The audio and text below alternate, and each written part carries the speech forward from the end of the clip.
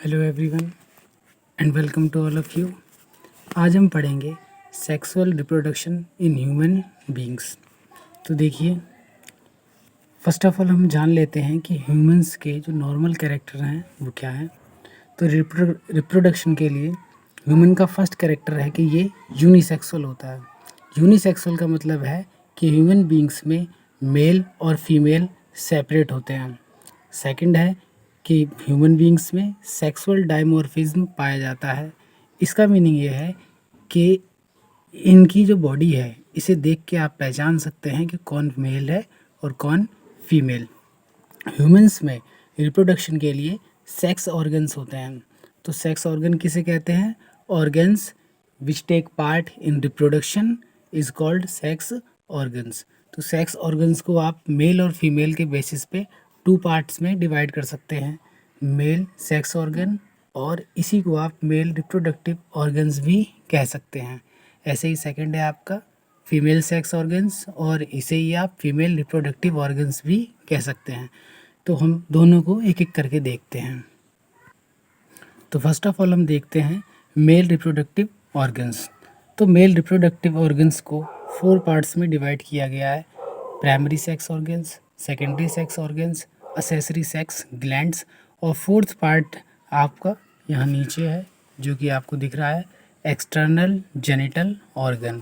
इसमें केवल एक ही आता है, पेनिस। तो हम इसे शुरू से देखते हैं। देखिए, प्राइमरी सेक्स ऑर्गन्स में वो ऑर्गन है जो बॉडी की ओरिजिन से ही उसमें पाए जाते हैं, जो कि हैं आपके टेस्टिस। इनका काम केवल स्पर्म को प्रोड्यूस करना है। सेकेंडरी सेक्स ऑर्गन्स हैं आपके रेटिटेस्टिस, वासा इफ्रेंशिया, इसे आप वासा इफरना भी कहते हैं। थर्ड इपिडाइडिमस, वासा डिफरेंशिया, इजैकुलेटरी डक्ट, देखिए ये है आपका इजैकुलेटरी डक्ट और लास्ट है आपका यूरिनोजेनिटल डक्ट। इसी तरह से देखते हैं असेसरी सेक्स ग्लैंड में है आपकी सेमिनल वेसिकल और इनका नंबर होता है 2। ऐसे ही आपकी प्रोस्टेट ग्लैंड ये 1 होती है और ऐसे ही आपकी काउपर्स ग्लैंड इनका नंबर भी 2 होता है। तो ये आपके मेल के सेक्स ऑर्गन्स थे जिसमें से ये नीचे पेनिस है। अब हम देखते हैं फीमेल के सेक्स ऑर्गन्स। देखिए, फीमेल के सेक्स ऑर्गन्स को 3 पार्ट्स में ही डिवाइड किया गया है: primary sex organs, secondary sex organs और external genital organs. Primary sex organs में यहाँ भी एक ही ऑर्गन आता है जो कि है आपकी ओवेरीज। और याद कर लीजिए कि प्राइमरी सेक्स ऑर्गन्स चाहे वो आपके मेल में हो या फीमेल में, ये पेयर में पाए जाते हैं और इनका 1 पेयर ही होता है। तो प्राइमरी सेक्स ऑर्गन्स को आप गोनेट्स भी कहते हैं।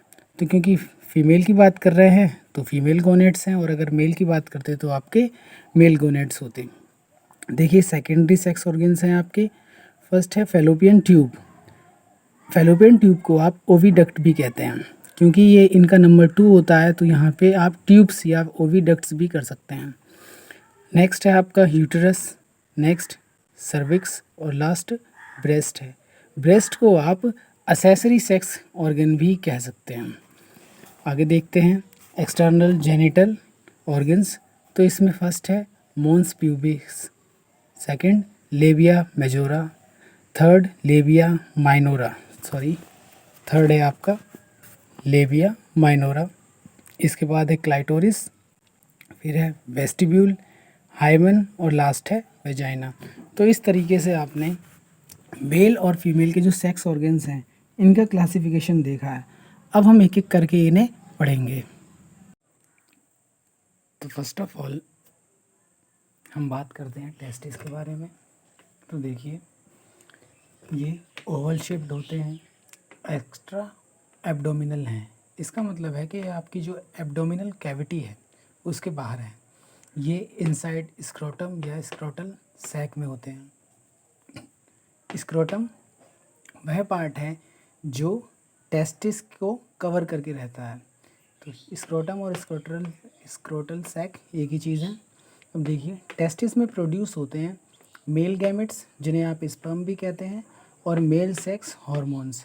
मेल सेक्स हार्मोन्स का ही नाम एंड्रोजन है और इन एंड्रोजन्स का एक एग्जांपल है टेस्टोस्टेरोन। टेस्टिस की जो ग्रोथ और डेवलपमेंट है ये होता है पिट्यूटरी हार्मोन के द्वारा। अब हम पूरे मेल रिप्रोडक्टिव सिस्टम का एक डायग्राम देख लेते हैं, वहाँ से आपको इस पूरे सिस्टम को समझने में बहुत हेल्प मिलेगी। तो पहले हम डायग्राम देखते हैं, उसके बाद बात करेंगे हर सारे ऑर्गन्स के बारे में। तो आप कुछ इस तरह से मेल रिप्रोडक्टिव सिस्टम ड्रॉ करते हैं। इसे देखिए, इसे हम यहाँ से देखते हैं। ये जो ओवल लाइक स्ट्रक्चर है इसे आप कहते हैं टेस्टिस। यहाँ पे स्पेलिंग TESTIS है क्योंकि ये इसकी सिंगुलर फॉर्म है। अगर आई की जगह आप ई यूज़ करते हैं तो ये प्लूरल हो जाता है। तो जब आप दोनों गोनेट्स की या टेस्टिस की बात करते हैं तब वहाँ पर ई यूज़ है, लेकिन हमने यहाँ पे एक ही दिखाया है, इसलिए हमने यहाँ आई यूज़ किया है। तो इस टेस्टिस के चारों ओर ये जो कवरिंग है इसे आप कहते हैं स्क्रोटम या स्क्रोटल सैक। स्क्रोटम और टेस्टिस के बीच में ये जो स्ट्रक्चर है इसे आप कहते हैं गुबर्निकुलम। ये गुबर्निकुलम टेस्टिस को स्क्रोटम से अटैच करके रखता है। इसके ऊपर का ये जो स्ट्रक्चर आपको दिख रही है इसे आप कहते हैं एपिडाइडिमिस। और एपिडाइडिमिस के 3 पार्ट्स होते हैं। फर्स्ट पार्ट है कैपुट, सेकंड है कॉर्पस और लास्ट है कोडा।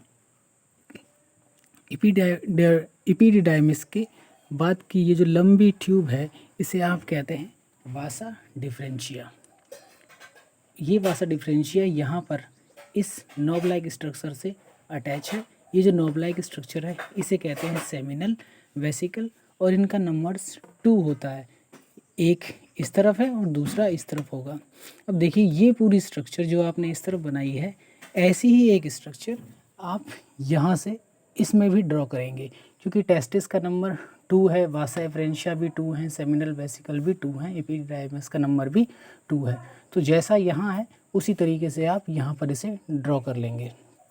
देखिए, तो वासा एफरेंशिया से सेमिनल वेसिकल्स जुड़ी हुई हैं और ये फिर वासा एफरेंशिया यहाँ पर आकर इसमें ये जो ट्यूब गई है इसे आप कहते हैं यूरिथ्रा, इसमें यहाँ पर अटैच है। यह है आपका यूरिनरी ब्लैडर।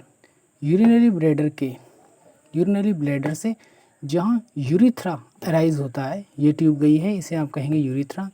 जहाँ ये अराइज होता है तो इसके बेस पर ही एक ग्लैंड होती है जिसे आप कहते हैं प्रोस्टेट ग्लैंड। इसका नंबर 1 ही है। इस यूरिथ्रा पर जहाँ पर वासा एफरेंशिया अटैच होता है उसके बाद इस यूरिथ्रा को आप यूरिनोजेनिटल डक्ट कहते हैं। यहाँ पर इससे काउपर्स ग्लैंड जुड़ी हुई हैं और काउपर्स ग्लैंड्स को आप बल्बो यूरिथ्रल ग्लैंड्स भी कहते हैं। यूरिनोजेनिटल का लास्ट पार्ट पर पेनिस है। ये पूरी स्ट्रक्चर पेनिस है जिस पर टिश्यूज़ की कवरिंग होती है। तो आउटर मोस्ट पार्ट इसका कॉर्पोसा कैवर्नोसा कहलाता है। कॉर्पोरा कैवर्नोसा कहलाता है और इसके इनर साइड पर कॉर्पस स्पोंजियोसम है। इसके इनर साइड पर अब आप देख सकते हैं कि यहाँ पर ये कॉर्पोरा कैवर्नोसा है, इसके इनर साइड पे ये कॉर्पस स्पोंजियोसम है और कॉर्पस स्पोंजियोसम के बीच में से यूरिनोजेनिटल डक्ट आई है जो यहाँ पर ओपन है। तो इस यूरिनोजेनिटल डक्ट का ये जो पोर है, इस पोर को आप यूरिथ्रल मीटस कहते हैं और इस मीटस से 2 सिक्रेशन होते हैं, एक है आपका सीमेन और सेकंड है आपका यूरिन। अब देखिए, कॉर्पोरा कैवर्नोसा पर की जो हेड है या फिर पेनिस का जो टिप है, इस टिप को आप कहते हैं ग्लैंस पेनिस। इस ग्लैंस पेनिस पर एक स्किन होती है जिसे हम कहते हैं फोर स्किन। इस स्किन पर कुछ ग्लैंड्स होती हैं जिनका नाम है परफ्यूजियल ग्लैंड्स और टाइसन ग्लैंड्स। देख सकते हैं, इन ग्लैंड्स को आप कहते हैं परफ्यूजियल ग्लैंड्स और टाइसन्स ग्लैंड और इन ग्लैंड्स के द्वारा स्मैग्मा का सिक्रीशन होता है। तो इस तरह से आप इसे ड्रॉ करेंगे। अब आप देख रहे हैं सेक्शन ऑफ टेस्टिस। तो देखिए, तो जब आप टेस्टिस का सेक्शन करते हैं तो ये जो आउटर मोस्ट पार्ट है, आप जानते हैं जो टेस्टिस को कवर किए हुए रहता है, इसे हम कहते हैं स्क्रोटम। ये है आपका स्क्रोटम और ये है आपका टेस्टिस। तो टेस्टिस की जो आउटर मोस्ट लेयर है उसे हम कहते हैं ट्यूनिका वेजिनेलिस। ट्यूनिका वेजिनेलिस के अंदर जो कैविटी है उस कैविटी में एक लिक्विड भरा होता है जिसे कहते हैं वेजिनल सिलोम। तो फर्स्ट लेयर है आपकी ट्यूनिका वेजिनेलिस। ट्यूनिका वेजिनेलिस के अंदर की ओर ये जो स्ट्रक्चर बनी हुई हैं, ये जो स्ट्रक्चर आपको दिख रही हैं, इन स्ट्रक्चर्स को आप कहते हैं टेस्टिकुलर लोब्यूल्स। टेस्टिकुलर लोब्यूल की जो आउटर मोस्ट स्ट्रक्चर है उसका नाम है ट्यूनिका एल्बुजिनिया, और ट्यूनिका एल्बुजिनिया के अंदर भी एक लेयर है, उसे आप कहते हैं ट्यूनिका वेस्कुलोसा। तो याद रखेंगे कि सबसे पहले है आपका स्क्रोटम, स्क्रोटम के बाद टेस्टिस आता है, और टेस्टिस की जो आउटर मोस्ट लेयर है उसका नाम है ट्यूनिका वेजिनेलिस। ये फर्स्ट लेयर है, इसके अंदर है ट्यूनिका एल्बुजिनिया और इसके अंदर की तरफ है ट्यूनिका वेस्कुलोसा। अब ट्यूनिका वेस्कुलोसा के अंदर सेमिनिफेरस ट्यूब्यूल्स होती हैं जो कि आपको कुछ इस तरीके से दिख रही हैं। कितनी है? यहाँ पर इनका नंबर 3 दिखाया गया है। तो मैक्सिमम ये 1 2 3 होती हैं जो कि हर टेस्टिकुलर लोब्यूल्स के अंदर होती हैं। यहाँ पर देखिए स्क्रोटम और ट्यूनिका वेजिनेलिस के बीच में जो लिक्विड भरा है इसे आप कहते हैं हाइड्रोसील। तो इस तरह से आप टेस्टिस का सेक्शन कर सकते हैं।